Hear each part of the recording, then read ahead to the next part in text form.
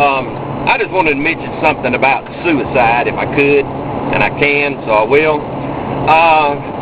Suicide is a bad thing. It's not a good thing. It's never good to kill yourself. It's never good. You know, it's never so bad that you have to end your life. And I've had to deal with a family lately, and suicide has, you know, come into the family, and it's a terrible thing. But you know what it does? It leaves more questions, and it just leaves a burden behind. It's kind of a mean thing to do. I mean, you know, you say, well, I can't win the argument, or I can't get over this, or we're not doing too well in this area, so I'm just going to kill myself. Well, you know, Jesus said, no greater love hath man than this, than he lay down his life for his friends.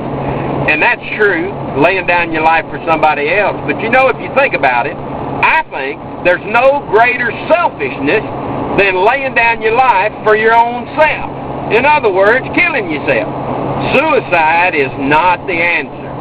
One day I was at home when I was pastoring here in Athens, and I was at home, and a little lady came up crying. The girls were crying, and she talked to me and said, Brother Steve, you got to talk to my husband. Said he's going to kill himself. I hopped in the car and rode over to his house, went in the house.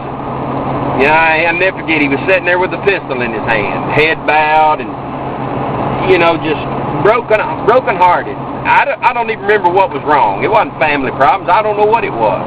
But it wasn't worth killing yourself over. And we sat and talked for a while. I took the gun away from him. And, you know, we had prayer, and yeah, he stayed faithful in church, maybe even got more faithful in church. I don't remember. I saw him just a few years ago. He's doing great. You know, his wife and family are prospering. His life is great. He's got a great job. But he was just going through a tough time right then. And, yeah, you're going to go through tough times. I mean, I go through tough times. I used to fight depression all the time. And, you know, there's sometimes when you get down and you don't know why you get down. And if you recognize it, then you can overcome it. In fact, let me see if they're in here. I discovered these years ago. St. John's wort. Now, if you'll take this stuff's herbal, and it says here, mood healthy.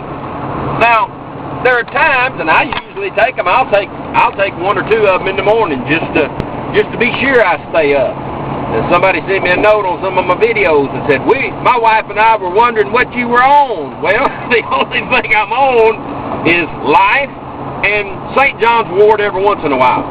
But you know, there are people that get depressed and they get down and they try to find happiness here and they try to find it in alcohol or drugs or friends. And you know, there are times when you can get it from the outside, but it may be that you just have a personality that gets down some. You know, I get up, I'm high, I'm happy, but it seems like the higher you climb, the lower you fall sometimes when it comes to your mood.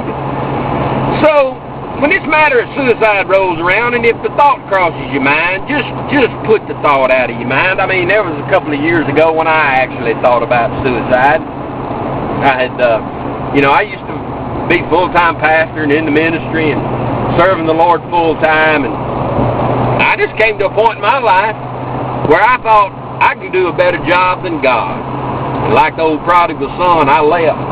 I went into the far country and I wasted my substance on righteous living. And there came a famine in that land, and I lost everything I had. I didn't have nothing hardly left. I was living on the floor in the back of the locksmith shop, and if you look at my videos, you'll see where there's a locksmith in Huntsville, Alabama. And I said that was home for over a year, and it was. I was living out the back of that shop, sleeping on the floor. But during all of that, losing everything, I woke up at night back there, and there was a couple of times when I thought, you know, this just ain't worth it. It ain't worth it. I've lost everything. I've made a fool out of myself. I've let the Lord down. I've let my family down. But you know, friend, the Lord was still there. The Lord got a hold of me, and I remember I laid back there on that floor, and I was crying, and I said like the prodigal son, I said, I will arise and go to my Father. And I say unto him, Father, I have sinned against you, and am no more worthy to be called thy son. Make me as one of thy hired servants.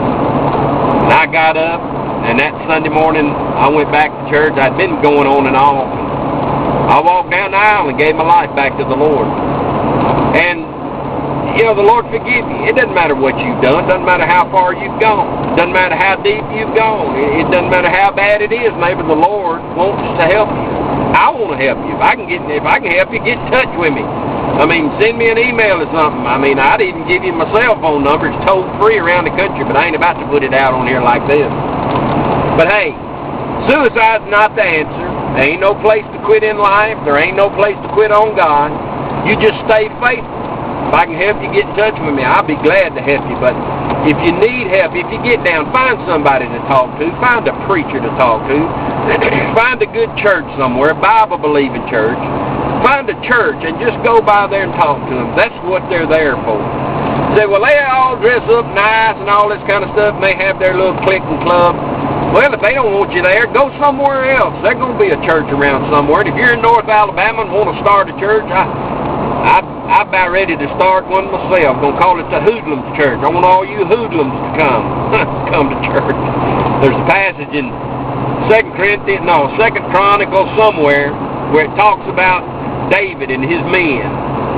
And the men who came to David while he was out running from Saul and said they were people in debt, people that had problems. You know, I'm not looking for the perfect bunch of folks to get together. I need to get with the crowd that has problems. I need to be with them because I can help them. I can show you what the Bible says. But, hey, fellowshipping with God's people, it'll help you. Help me, it'll help you too. But if I can help you, get in touch. But don't kill yourself. That just ain't the answer. God bless you, friends, and I'll talk to you later.